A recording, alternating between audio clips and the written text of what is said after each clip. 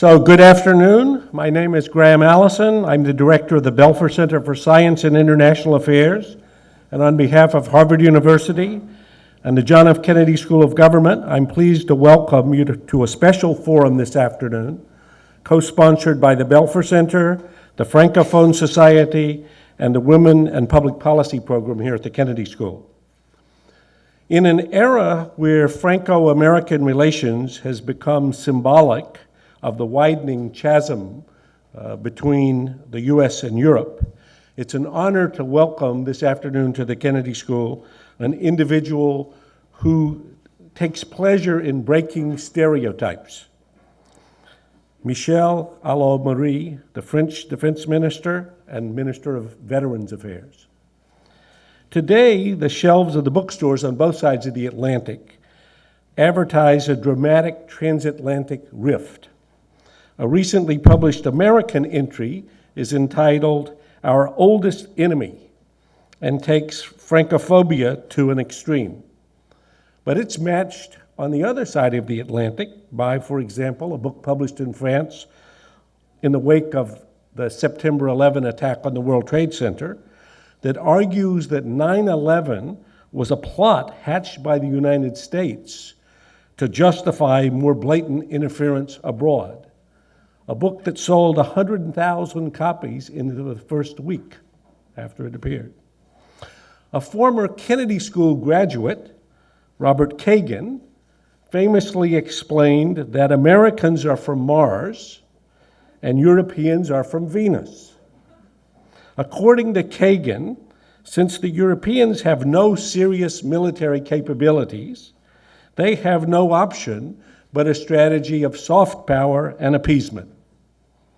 Kagan compares Europe to a person who finds himself or herself confronting a bear. Having only a knife for their defense, that person's only option is to seek to pacify the beast. But in contrast, Kagan says, America has big guns and no reservations about bear hunting. During the last 3 years as defense minister, Michel Allot-Marie has earned a reputation as being sophisticated, determined, and tough. Watching the numerous recent occasions on which she has sent French troops with guns to Afghanistan, the Balkans, Africa, Haiti, it's hard to sustain the image of a country addicted only to soft power. In fact, she's reported to enjoy jumping out of airplanes with French paratroopers and searching caves in Afghanistan for al-Qaeda terrorists with French special forces. Over her distinguished career, the defense minister has been a member of the French Parliament, a member of the European Parliament, a cabinet minister for youth and sport, and the president of the RPR party, the Gaullist party, founded by, among others, Jacques Chirac. Her performance in these jobs led to her appointment as France's first female defense minister in May 2002. And while Secretary of Defense Rumsfeld, the American Secretary of Defense, has on occasion dismissed the country she represents as old Europe, knowing Don Rumsfeld, myself, and now having had the opportunity to meet the French defense minister, my bet is that she'll be an active player in this business long after Secretary Rumsfeld has gone to his just rewards. Today, the defense minister will address the question, NATO and the European Union, partners or competitors? As a driving force behind the European Union's effort to form a collective European defense, she's the right person to listen to about this issue. Many in the American defense community, including some here at the Kennedy School, remain simultaneously skeptical about the Europeans' willingness to pay to play, and suspicious that if Europe should somehow succeed, it will become too independent. While Our speaker today shares President Jacques Chirac's vision of a multipolar world in which the European Union plays a stronger and more independent role. She insists, quote, "We are not in competition. We complement each other," close quote. Whether we should read this as an analytic proposition or alternatively as smooth diplomacy, I'm sure we'll learn more today. So please join me in welcoming the French Defense Minister, Michel Allot-Maury.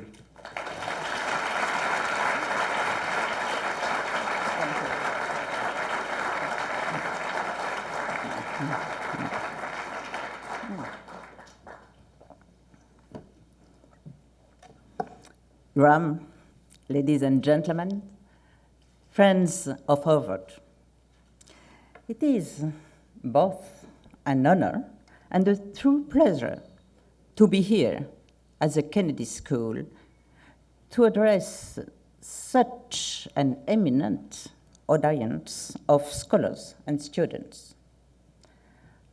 As a former university professor myself at the Sorbonne, I am delighted to see today so many Harvard students. In many ways, Harvard is a prime example of what a mixed, international, and open world would be. To Europeans, Harvard is a symbol of cultural excellence. With all its history, this university is both anchored in its European roots and turned toward the future. This makes it a bridge between continents, especially between Europe and America.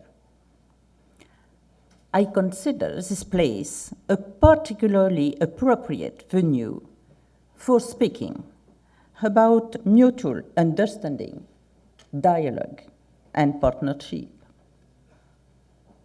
Recently in Brussels, President George Bush stressed the United States' intention of consulting Europeans a greater deal.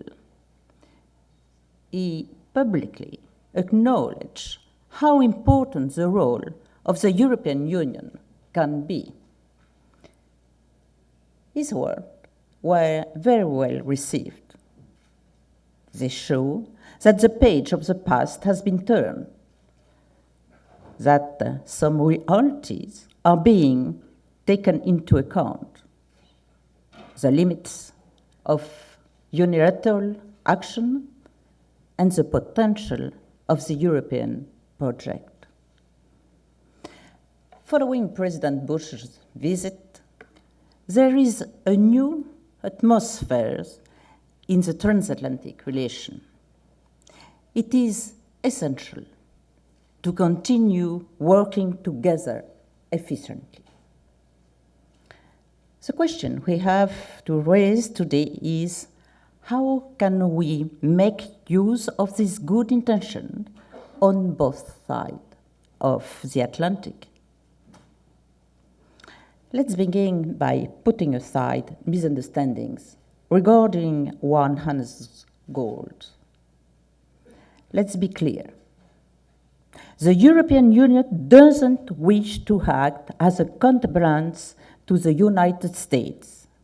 This suspicion is groundless. The United States and the European Union are different, but they have a lot in common. There may be differences of opinions or even competition.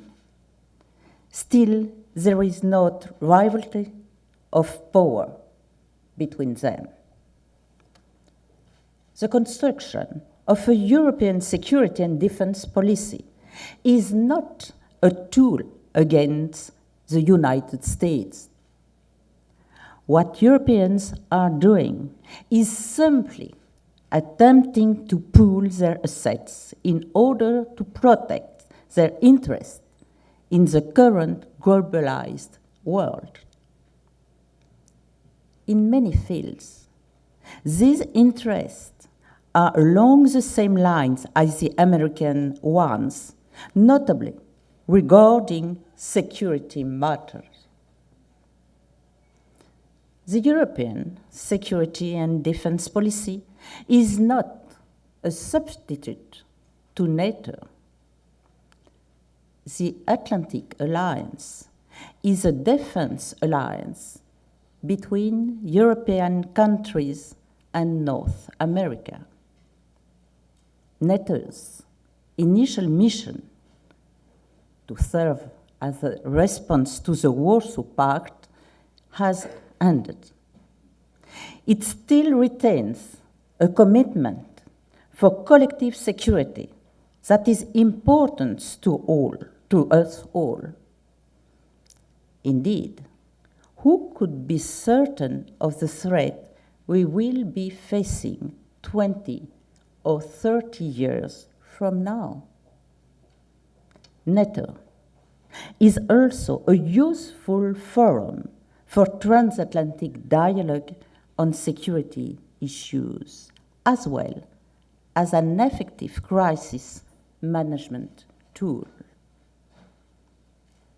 At the same time, the European security and defense policy has been an inescapable fact for a few years now. It aims to enable Europeans to assume their collective security responsibilities. That's quite normal. The European Union has reached a stage where it must be in a position to have its interests respected, if necessary, using military means. This is in keeping with a long-standing wish expressed by the United States, which wants a responsible partner able to assume its share of world stabilization. Let me cite a few examples. For the past 2 years, European countries have been able to intervene militarily in Macedonia and in the Democratic Republic of Congo. In each case, they were given clear missions and stuck to them. In Bosnia, last December, a European contingent successfully took over from NATO. I believe NATO and the EU are now partners in the field of military operation. The European security and defense policy is really a complement to the Atlantic Alliance. A strong Europe is not a threat to the United States. Some in Washington are wondering about it. Maybe they have not yet fully taken the measure of a European construction and have gotten used to dealing with European states individually. They probably mistrust the weight of a united a united Europe may have. First, a united Europe comprised a market of over 400 million persons. Second, it guarantees peace and stability on the continent. Third, it is also a prospective partner for the United States, a real partner able to shoulder its share of responsibility. This is particularly important at a time when the end of the Cold War have given rise to an uncertain world. We have to agree on common objectives and how to achieve them. Today, a close strategic dialogue based on confidence is vital to better assess together the risk affecting our security. Without it, there can be no lasting prosperity. Our security priorities are clear: to bring the Middle East peace process to a successful conclusion, to favor stabilization in Iraq, to avoid the proliferation of weapons of mass destruction, especially in Iran and North Korea, to work together in order to prevent the collapse of many African states, to build a partnership with Russia and China based on responsibility. Europe and the United States are responsible for this. Thanks to our potential, we are in the best position to have an impact on current development. We have to think in terms of complementary, because America and Europe, because each of us has specific assets and special links with some regional players. For example, France has a good knowledge of Africa and the Middle East. The US has strong historic ties to Japan and Southeast Asia. Let us promote dialogue in order to guarantee consistency between our respective policies. Let us take action where we are in the best position to do so. To me, complementarity and dialogue between Americans and Europeans seems the obvious way to consider the nuclear issue in Iran and the peace process in the Middle East. Let us avoid at all costs the lack of dialogue we saw vis-à-vis Iraq that's partly led us to the difficulties we are facing today. In other words, let's try to do better together.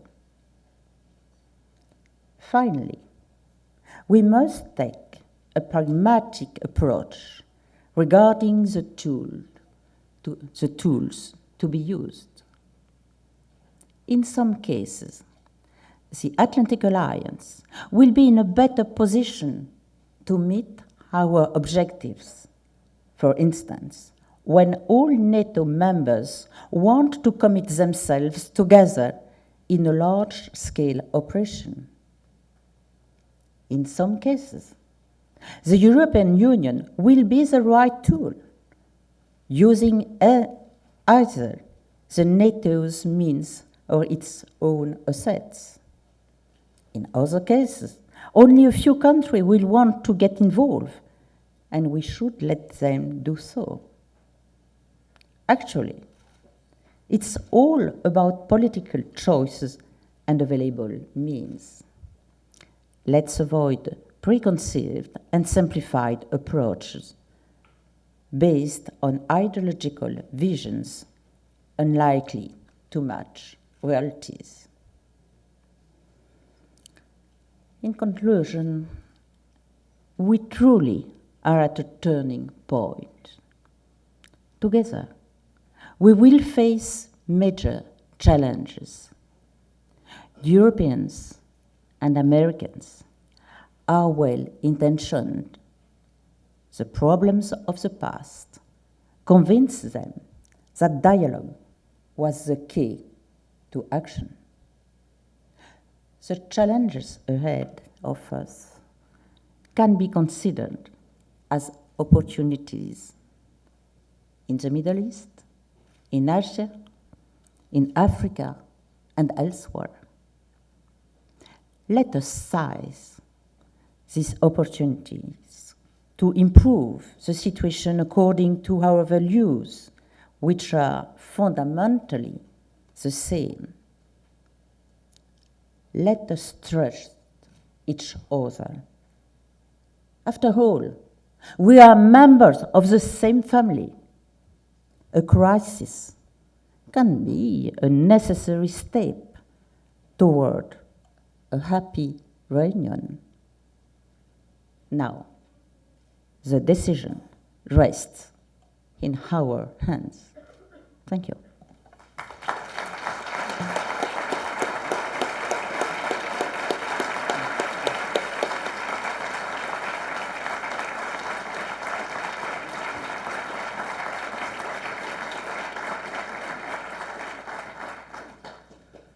Secretary Allo-Marie will take questions.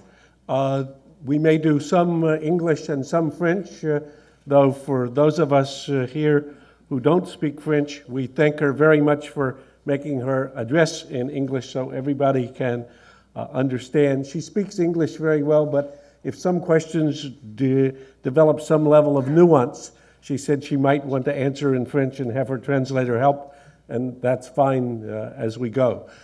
The ground rules here are, we have only one speaker this afternoon, that's the Defense Minister. You're welcome to make a point of any sort as long as it's brief, but we call this the question part of the event, which means short questions with a question mark at the end. There are microphones on the ground floor and in the balcony, and you just stand up at the microphone and you'll be recognized. Don't be shy. We'll start with the gentleman in the balcony, please. Hi, my name is Michael Policino. I'm a French citizen, student here. And my question would be, as you mentioned French experience in Africa, my question would be about European security, defense, and French policy in Africa.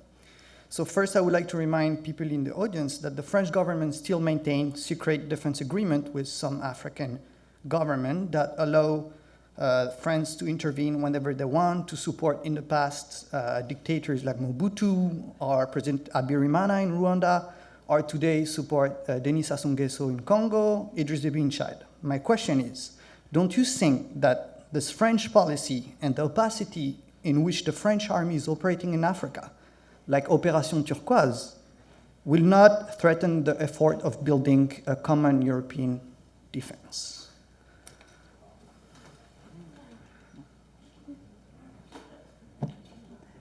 Amazing. The Accord of Defense in Africa has not regret. With some country, we have accord which say that if the country is aggressed by another country, France will help the elected government in place to fight against the aggressors. That's what is in the defense accord. So I think that there is no more problem with the European Union. Today, we consider that Africa could be destabilized in the next few years by 2 or 3 different phenomena. First one is the growing up of old tradition of ethnic revolts.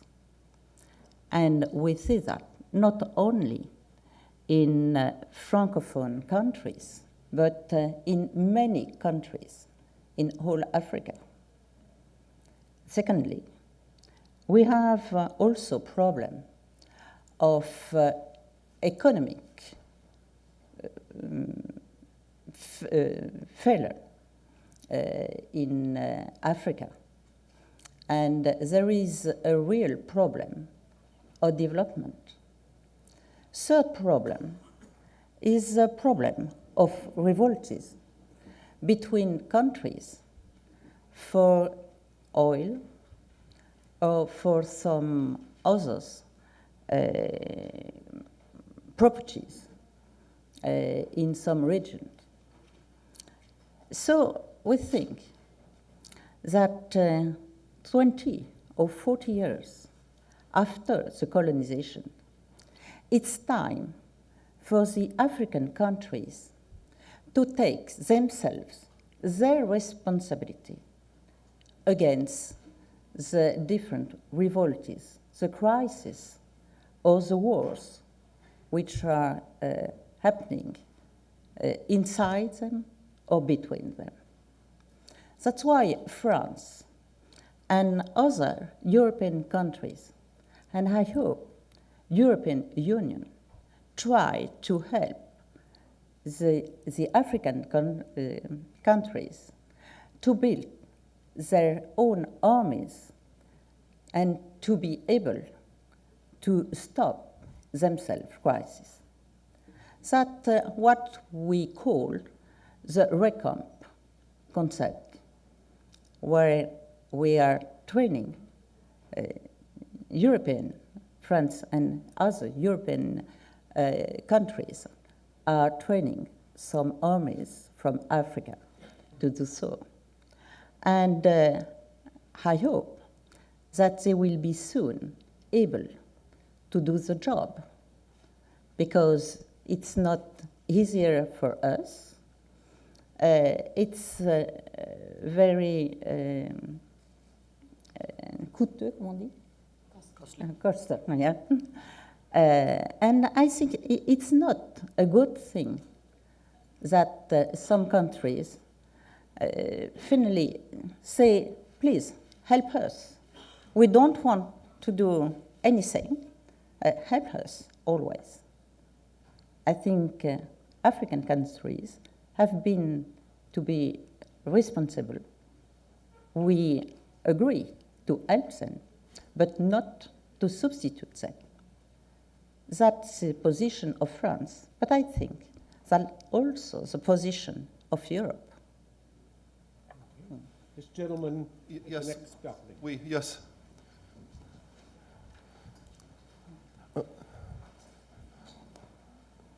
Please identify yourself. Yeah. You. I'm Christian Newes. I'm Christian Newes. Je voudrais savoir si la France rejoindrait l'OTAN avec son aide militaire. Avec son aide militaire.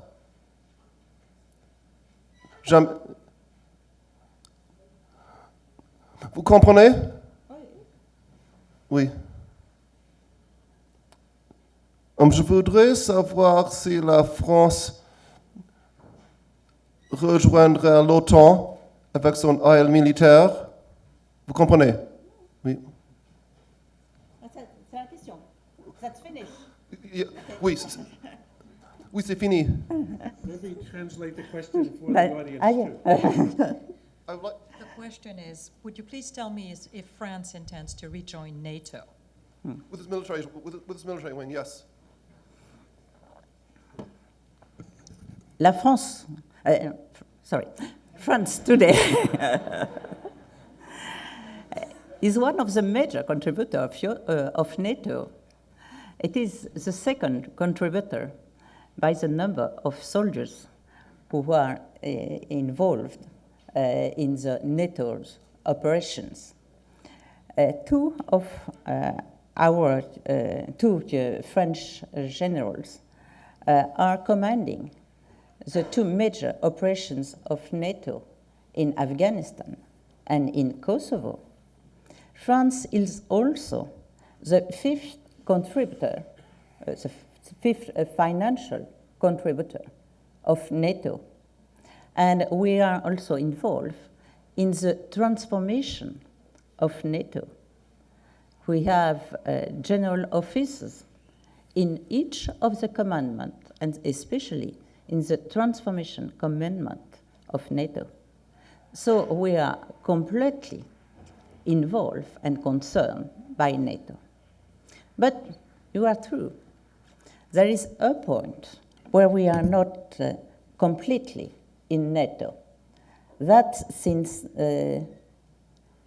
1966, when General de Gaulle decided that France will not be entirely into. In 1996, President Chirac proposed that France come again into NATO. And the only condition, he said, was that one of the European commandments will come again to a European country, not especially to France, but to a European general. And we had a negative response. The United States, the government of the United States, said no. That's why we are not completely in the organization of NATO. But I said, we are certainly one of the most important contributors and actors in NATO. So maybe is it better to be a little outside, but to be a major contributor than to be inside, but do nothing? Please, this gentleman. Mr. Defense. Yes. Mrs. Defense Minister, I'm Talal Salman from Lebanon, Kennedy School student. After the visit of President Bush to Europe, a lot of politicians and analysts said that this is the beginning of a honeymoon between the United States and Europe. And it's going to be reflected, firstly, in the situation of Lebanon. The question is, what do you think about this point of view? And to what extent do you think the United States and France specifically can help in stabilizing the situation and reaching a positive end for the situation in Lebanon? Thank you.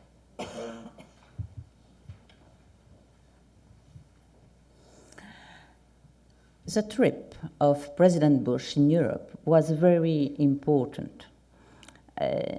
I think it was not only a symbolic trip, symbolic of the reconciliation between Europe and the United States after 2 years with some difficulties. But I think it's also the first step for many operations, not only war operation, but political operation to do all together. In Lebanon, I think that the fact that France and the United States, Europe and the United States are on the same way is very important. The United States are the more important country, military country, defense country. I think that France and Europe are today the second one. So I think that our influence in the world when we are together is much more important. And I think in Lebanon we worked all together. We worked in the United Nations for the resolution 1559, and today we are working to try to obtain from Syria that it respects totally and quickly the resolution. So I think it's a good example of what we can do when we agree and when we are together. But I think and I hope it's the first step for solution of the problem of the whole Middle East.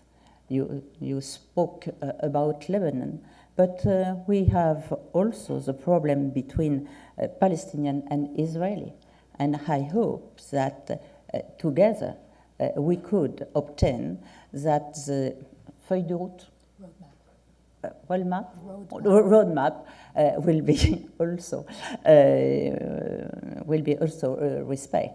And I think maybe we have also many things to do. For example, in vis-à-vis Iran, we are in the same way against nuclear proliferation, and I think that each one, in its own way, we can do many things on that.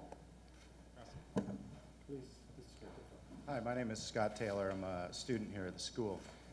I'd like to know what makes you think that providing incentives to Iran will actually prevent them from pursuing a nuclear weapons program? And secondly, what impact do you think the Russian-Iranian agreement for selling uranium to Iran for the Bushehr reactor will have on your efforts to prevent Iran from becoming a nuclear state? Well, I shall try to have a response in English, but maybe I shall change during it. Iran is a very old and great country with many engineers and people in a high level education. So I think also Iran is separate in two kinds of people. In one hand, you have the younger people, who were waiting for more democracy, liberty, and so on. And in the second hand, you have the religious part, which is much more conservative.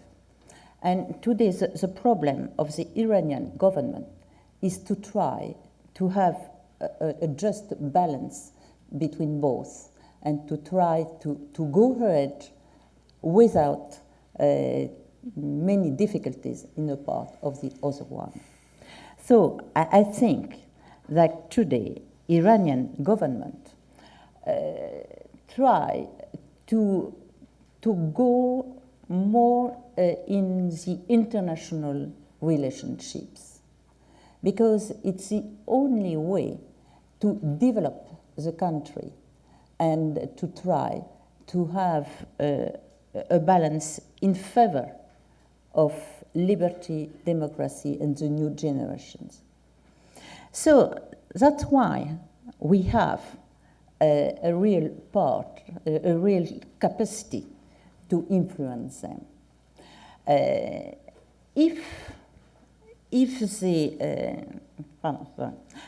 S'ils se referment sur eux-mêmes, alors il y a un véritable risque qu'ils développent l'arme nucléaire, parce qu'ils se sentiront assiégés.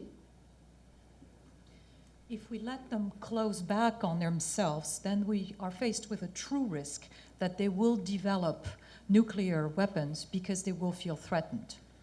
What we propose to the Iranian government is to stop the research about nuclear armament and to have, in the same time, the different measures to can develop the country and to can open the country. That's why I think it is the best way. But we have to be realistic. We are not sure.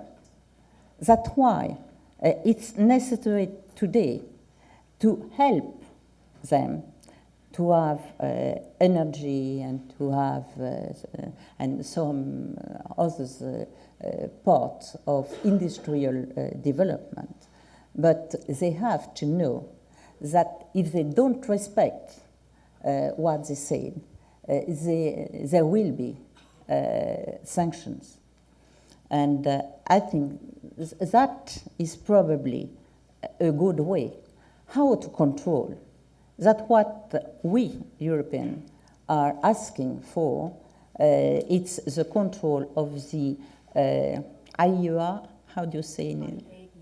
IAEA, yes, that's the same order. To have a real region to know that they are not doing nuclear armament while we are helping them to develop. That's why we under that. And what about your reaction to the Russia-Iran? About reaction, I spoke with President Putin 3 weeks ago on that, and also with my colleague Sergei Ivanov. They are as afraid as we are that Iran could have the nuclear armament. So I think that what they proposed was effectively in the way to help the development, but to control. And I think that's why they propose something where they give some metals for the civil nuclear production for energy, but they ask for take back, sorry, they ask to take back the metal when it's used. And that is the good way, and to control that by that way, that it would not be possible for Iran to produce nuclear armament. That's why. Up in the next balcony. Yes, good afternoon. My name is George Ballard, and I'm a student here at the Kennedy School. I'm wondering if you can explain how European sales of arms to China fit in with the spirit of transatlantic cooperation.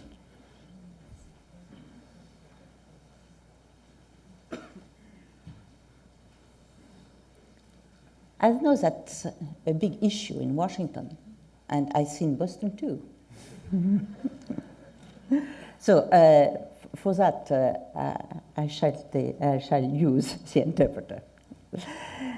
First, you have to know that France, especially after French,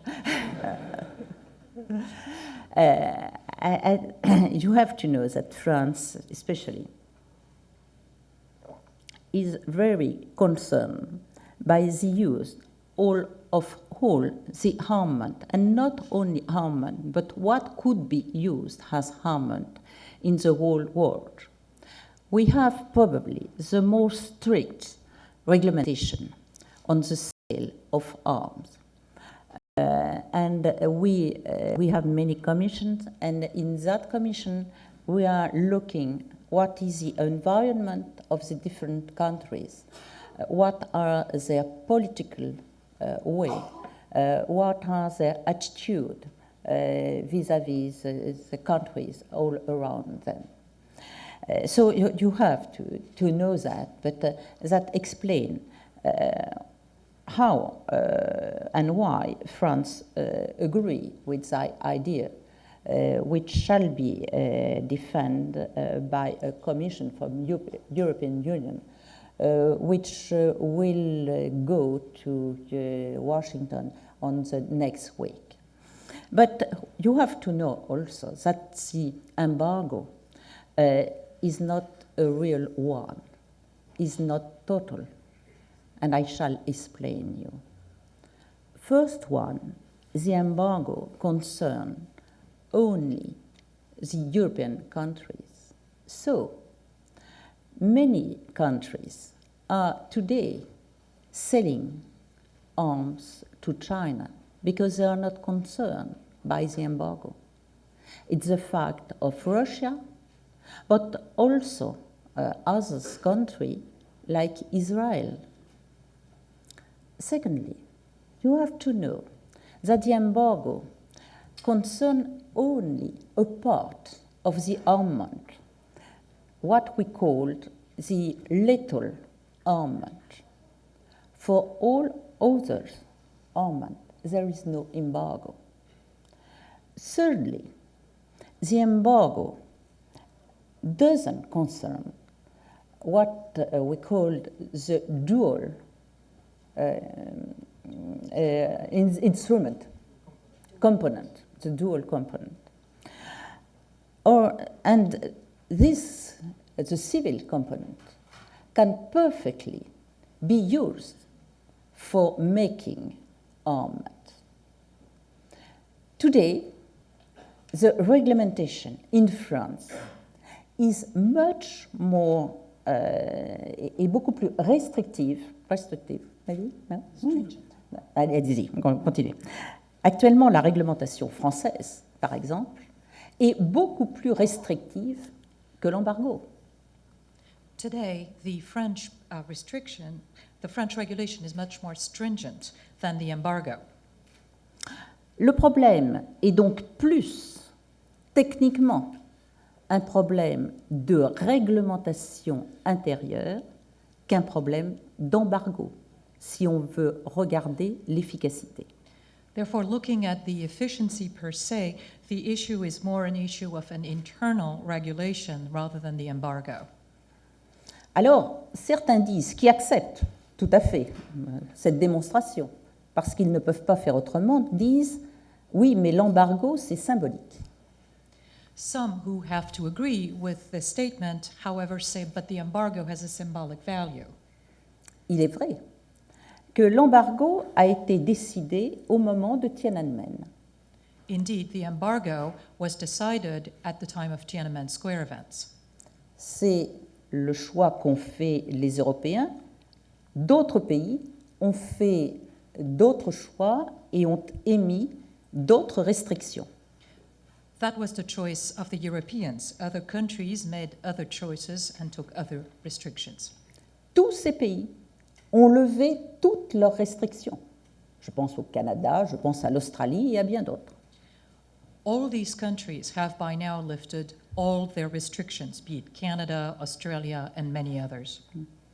Il est quand même paradoxal de voir que dans toute l'attitude qu'ont tous les pays, on dit qu'il n'y a plus de restrictions à l'égard de la Chine et que seulement pour ces pays et sur ce sujet, qui n'est pas technique, comme je vous l'ai dit, on demande à garder un embargo.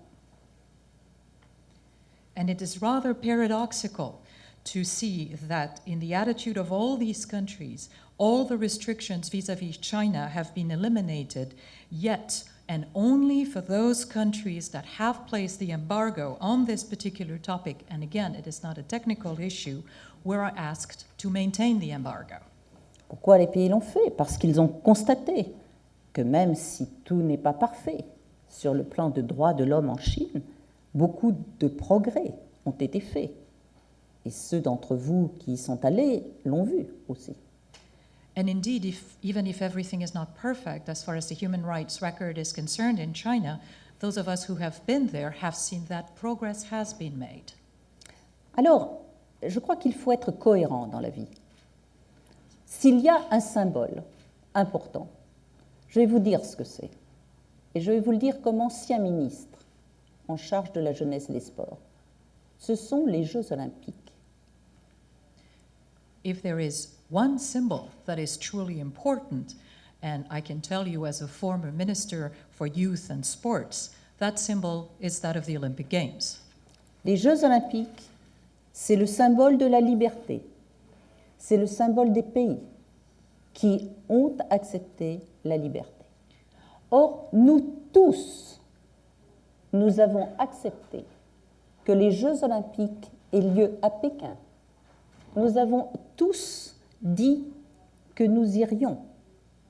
Par là même, nous avons donné quitus à la Chine. Alors encore une fois, je crois qu'il faut être cohérent. The Olympic Games are indeed the symbol of freedom for those countries who have embraced freedom. Yet, we have all agreed that the Olympic Games should go and be organized in Beijing. We all said that we would go and attend those Olympic Games. De facto, we gave our blessing to China that way. And therefore, I think we really must show some consistency in what we do. Si certains voulaient dire que la Chine n'avait pas rempli totalement ses obligations et qu'elle devait être ainsi montrée du doigt, alors ils n'auraient pas dû dire qu'ils acceptaient que les Jeux olympiques aient lieu en Chine, qu'ils allaient y participer. If some want to say that China has still not met completely its obligations and need to be still shunned in a way, then we should not have accepted to let them organize the Olympic Games. Up here in the balcony. Hi, my name is Ricardo Castro. I'm a Portuguese graduate student at the Fletcher School of Law and Diplomacy. And today, as you know, is a very important day for Europeans and actually for the world. It's the first anniversary of the terrorist attacks in Madrid. And I'd like to know, in your opinion, what should be a common transatlantic strategy to fight terrorism, and what are the main obstacles to that strategy? And I just mentioned, for example, Americans talk about a war on terror, and the Europeans usually talk about a fight on terrorism. It's just semantics. I don't know if it's just semantics. Also, the definition of terrorism, having a unified definition of terrorism seems to be difficult. So I would like to know how to fight and what are the main obstacles to a transatlantic strategy against terrorism. Thank you.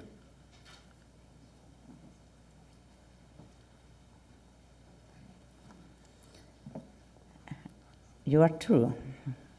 Today is a particular day, and we are all thinking to our Spanish friend and what happened in the center of Madrid. I think it's also useful for each of us to know that terrorism is able to intervene in each country, in each city, and to concern each citizen in the world. There was terrorism in the 11th of September, but in the 11th of March, in New York, in Madrid, in Karachi, in Bali, in South Tunisia, in Morocco. Today, we are confronted to a special terrorism. In certain countries, we knew terrorism for long years. It's the case of France, where we had some attacks of terrorism in 1986 and 1995. But today, we are confronted to a new phenomenon. There is no a center of terrorism. Someone in a president's speech in Washington yesterday said, is it the Fourth World War? It's difficult to say that it's a war, because because in a war you know who is your enemy, and you know who are your partners. And now you don't know who is your terrorist enemy, because there is no a unique organization. There's not only Al-Qaeda and Bin Laden, but we see today many organizations, autonomous, but with some lies, but very few lies. So that's why it's very dangerous and very difficult to fight again.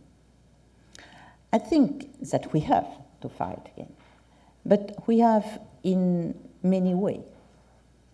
First one, mine, is a military one. That, for example, what we are doing in the south of Afghanistan with the American and French special forces armed, armed war, side by side, sorry. But I think it's not enough. We have also to try to prevent the operation, to prevent terrorism. For preventing the operation, that is the role of the intelligence services. And we have a very close cooperation all over the world, and especially with the Americans and European intelligence services. To prevent terrorism need many actions. First one is to try to understand on what situation terrorism is growing. First one is certainly different crises in the world. For example, Israeli-Palestinian conflict is the reason that use some terrorist groups. So we say that we have to stop with our common action to stop that conflict. But there are others, and we have to try as soon as possible to have solution for that conflicts, and to try also to prevent other crises. That's the first way. Second way, and second reason of the terrorism, is a very different level of development. It's on poverty, on uneducation, that terrorism is growing up. So we have to make also effort to help some countries and some regions to develop themselves. Because, you know, when you are looking at the profile of terrorism, there are not poor people, uneducated people coming from that region. Often, we know that there are educated ones, but people that consider that the world is not just, there is not justice in the world. Some years ago, there was a communism for taking all that people in a kind of ideology.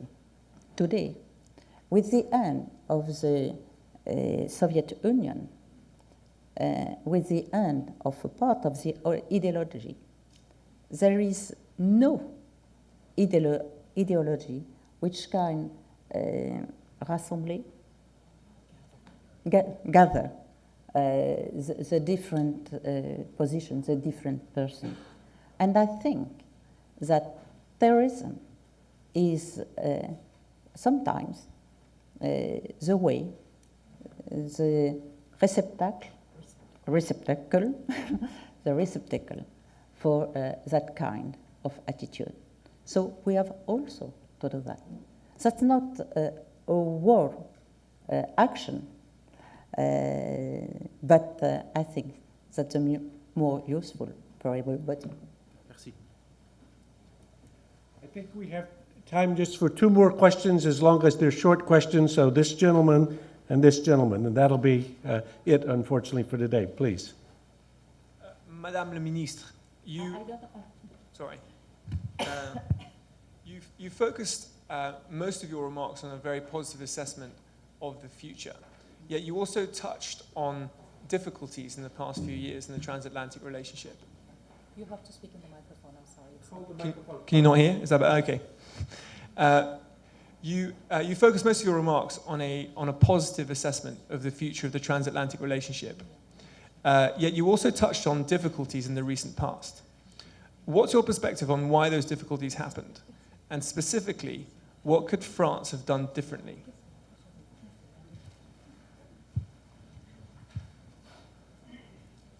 I am fundamentally optimistic. So, I think it's not very useful to return to the past.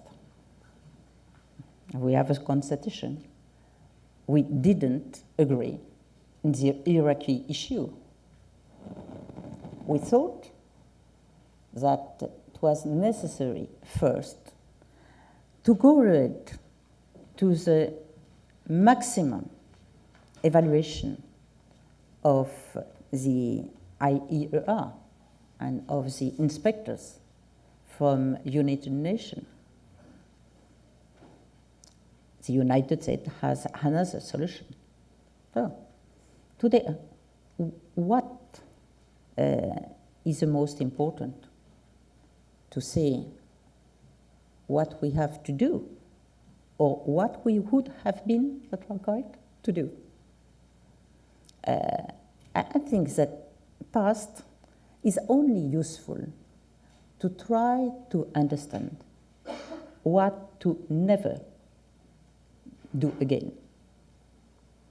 So that's why I consider, and that's what I said to Don Rumsfeld, but also to the other interlocutor I had in Washington, speak. We have to speak together as often as the situation needs. And we have to speak together, even if there is no problem, because it's a way to have a confident relationship.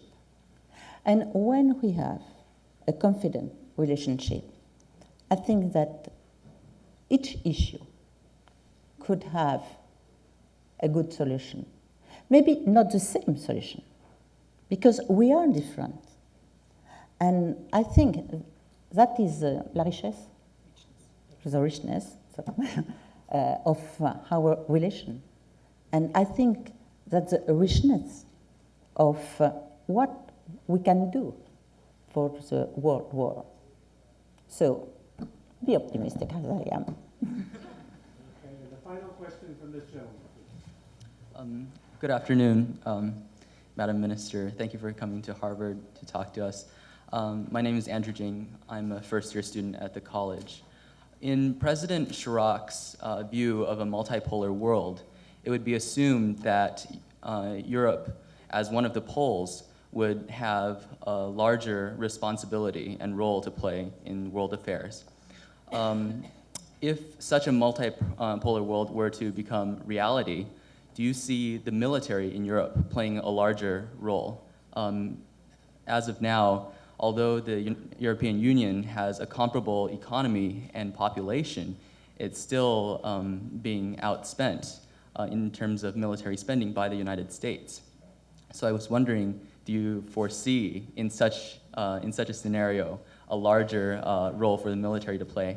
And also, in such an incident, do you see military decision-making being a more democratic process or being returned to old European secrecy? Thank you.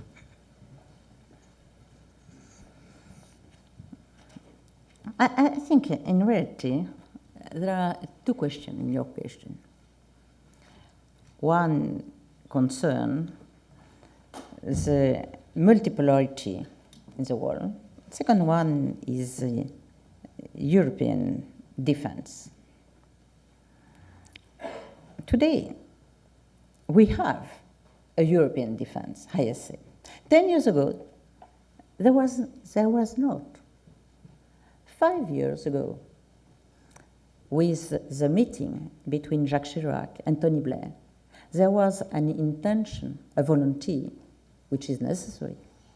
But it's only since 2 years and a half that European defense has a reality. What kind of realities? The realities of our soldiers, with the European flag on their arm, which are fighting, for example, in Macedonia, as I said, but also in the Republic Democratic Republic of Congo, or today in Bosnia.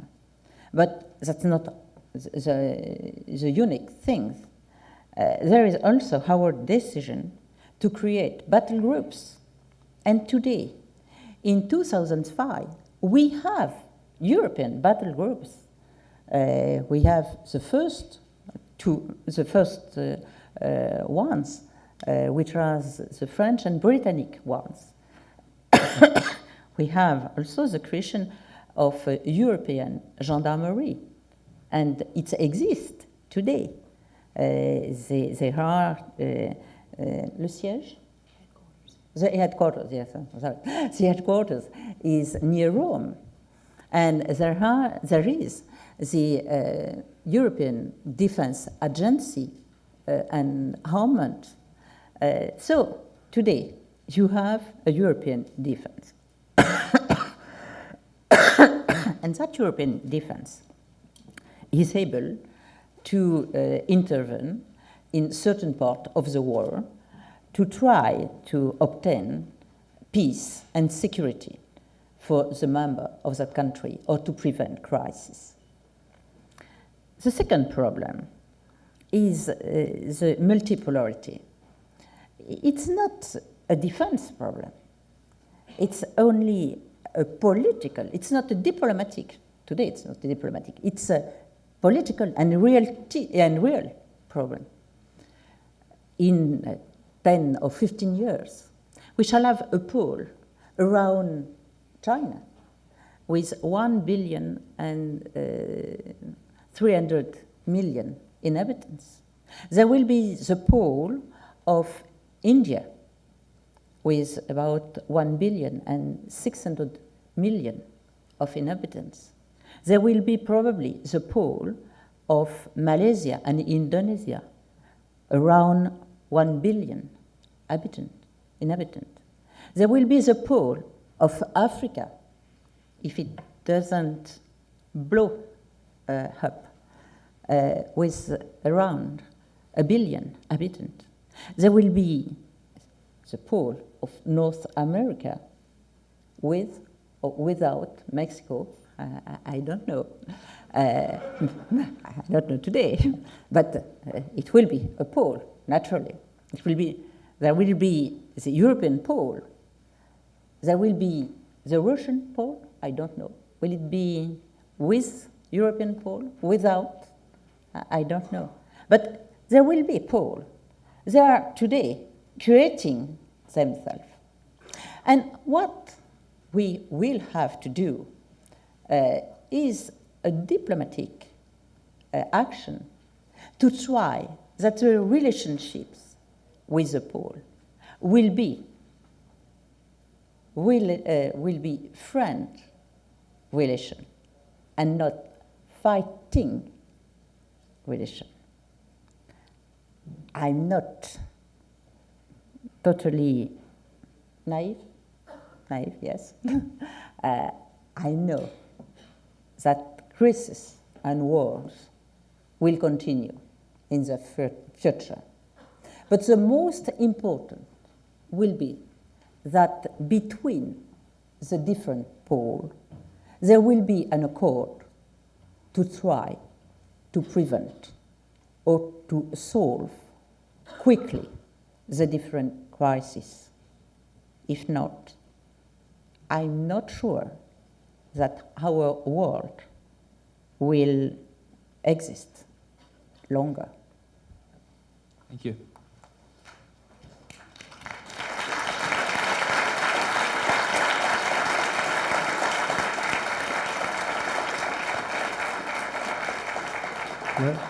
Let me conclude the afternoon by thanking the Minister for a very illuminating discussion, for spending this much time with us on a snowy Friday afternoon. And let me extend our eager invitation for you to return to Harvard for more conversation anytime your schedule permits. So let's say thank you very much.